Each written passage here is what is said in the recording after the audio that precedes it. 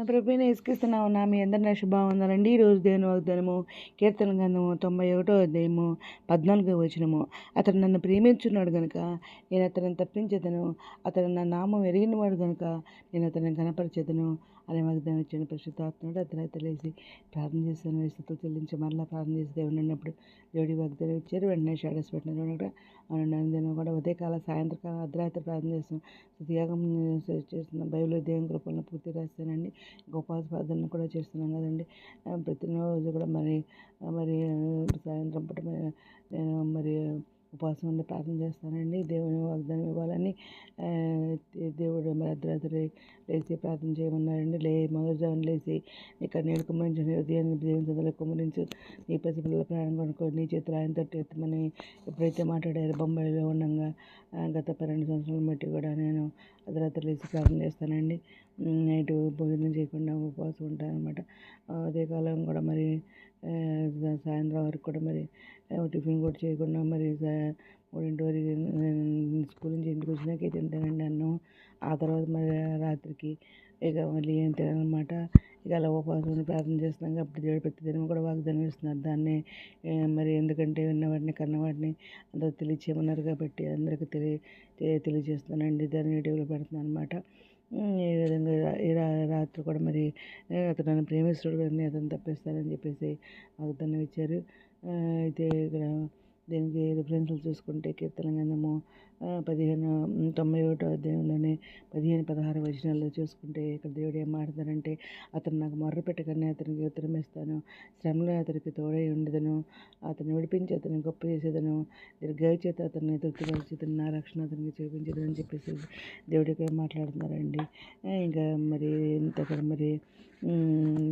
దేవుడు ఆయన మొరపెట్టమని అంటున్నారు. మొరపెడదాం ఉత్తరం ఇస్తానంటున్నారు.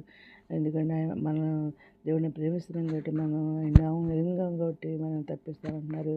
మనం మొరపెట్టినా మన మొర ఆలకిస్తానని అంటున్నారు. శ్రమలో మనకు తోడుగా ఉంటానంటున్నారు. మనం విడిపించి మనం గొప్ప చేస్తానంటున్నారు. దీర్ఘాయు చేత తృప్తిపరుస్తానంటున్నారు అనమాట. ఆ విధంగా మాట్లాడుతున్నారు దేవుడు. అయితే ఇక్కడ ఇంకా ఒకటో యోహాను రాసిన సువార్త 5వ అధ్యాయము 3వ వచనంలో దేవుడు ఏం మాట్లాడుతున్నారంటే, మనం ఆయన ఆజ్ఞలను గైకొనుటయే దేవుని ప్రేమించుట, ఆయన ఆజ్ఞలు భారమైనవి కావు అని చెప్పేసి దేవుడు ఇక్కడ మాట్లాడుతున్నారండి. ఆజ్ఞలను పాటించమంటున్నారు. ఆయన ఆజ్ఞలు ఏంటంటే మన పాపాలను ఒప్పుకోవటమే, ముందుగా ఆయన మన పాపాలను కడుక్కొని క్షమించమని అడిగి మనసు పొంది బాప్టిజం తీసుకుని తర్వాత ఆయన ఆజ్ఞానుసారం నడుచుకోవటం అంటే బైబిల్ చదువుకోవటం ప్రతిదినము, తర్వాత ప్రార్థన చేసుకోవటము, ఇంకా దేవుని కార్యములు చేయటం అనమాట. అది ఆయన పాటించమంటే ఫస్ట్ కానీ పాపాలన్నీ ఒప్పుకోవాలన్నమాట. అది అనమాట. తర్వాత అక్కడ కీర్తన 23వ అధ్యాయము 1వ వచనంలో దేవుడు ఏం మాట్లాడుతున్నారంటే, యెహోవా నా కాపరి, నాకు లేమి కలగదు అని చెప్పేసి దేవుడు మాట్లాడుతున్నారండి. కీర్తనకారుడు మాట్లాడినట్టు మనం కూడా ఆయన మన కాపరి అయి ఉన్నాడు కాబట్టి మనకి ఏ పవర్ రాదంటున్నారు, మనకు లేమి కలగదు అంటున్నారు అనమాట. అయితే ఇంకా దేవుడి కీర్తనలో గ్రంథం 97వ అధ్యాయం 15వ వచనంలో ఏం మాట్లాడుతున్నారంటే, కీర్తనలు కదండి, సామెతల గ్రంథము 18వ అధ్యాయము 10వ వచనంలో దేవుడు ఏం మాట్లాడతారంటే, యెహోవా నామము బలమైన దుర్గము, నీతిమంతుడు అందులోనికి పరిగెత్తి సురక్షితంగా ఉండను అంటున్నారు అనమాట. మన దేవుని నామము బలమైన దుర్గం అనమాట. మన దేవుడు ఎంతో బలవంతుడు అనమాట. ఆయన ఆకాశం నుంచి దిగి వచ్చారన్నమాట. తండ్రి కుమార పరిశుద్ధాత్మ, మనకు పరిశుద్ధాత్మను కనిపించడు, అయితే తండ్రి కుమారులే కనిపిస్తారు. అలాగే మా ఇంటికి వచ్చి తలుపు కొట్టినప్పుడు, ఎవరైనా తలుపు తీసినప్పుడు ఇద్దరు బలవంతులైన ఉన్నారు. ఒక యవనస్తుడు బలవంతుడు అనమాట. ఒక పెద్ద ఆయన, ఇద్దరు కలిసి తలుపు కొట్టి, ఎవరండి మీరంటే, మేము అడ్రంగళం అమ్మ అని చెప్పేసి, మీ ఇంటిలో మంచం పాడైపోయింది అని చెప్పేసి బాగు చేయటానికి వచ్చామన్నారు అని చెప్పేసి, ఎవరు ఏ మంచం అంటే మా వారి మంచం అనమాట, మా సారథి అనమాట. అవునయ్యా బాగు చేయండి అన్నాను. సుత్తి ఊలి ఎన్ని పట్టుకుని వచ్చారనమాట. పెద్ద బలవంతుడు అనమాట యేసుప్రభు అనమాట. ఆయన పెద్ద ఆయన యెహోవా దేవుడు అనమాట. అలాగే మన దేవుడు బలవంతుడు అనమాట, బలమైన దుర్గం అనమాట. ఆ తర్వాత బాగు చేశారండి. పొద్దున్న సాయంత్రం దాకా బాగు చేసి, ఆ తర్వాత ఇప్పుడు మంచిగా ఉందమ్మా అని చెప్పేసి మన యేసుప్రభు గారు అలా మంచం మీదకి కూర్చొని, బాగుందమ్మా ఇప్పుడు ఏం కాదు కాదని చెప్పేసి అన్నారు. ఏంటంటే అది దానికి విషయము వారికి అప్పుడు అనారోగ్యం వచ్చిందండి. క్యాన్సర్ అన్నమాట.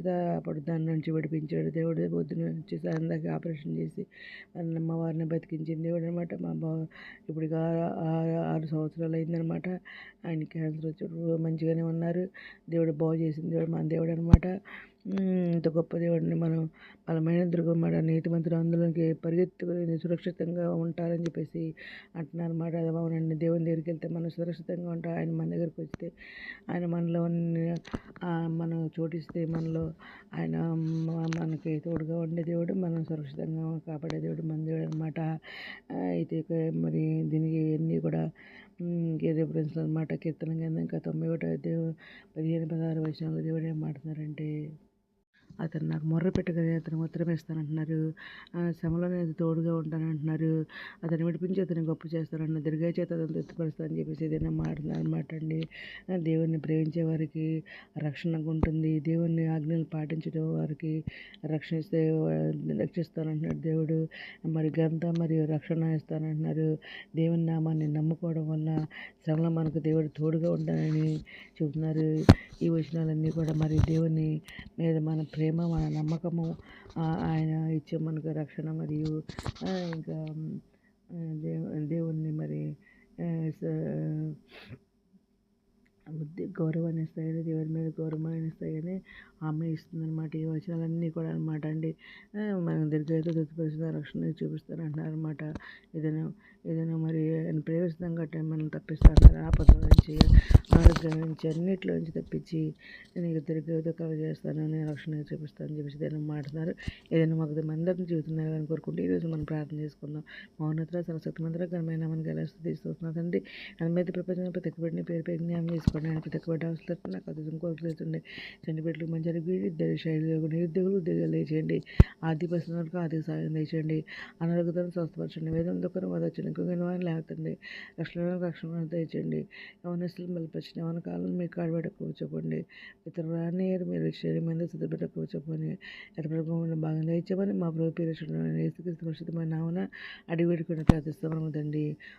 మేము ప్రార్థనలో మా కుటుంబం నుంచి పైచి మనం చేసుకుంటున్నాను. ప్రభు సేవలో మీ సహోదరి. God bless you.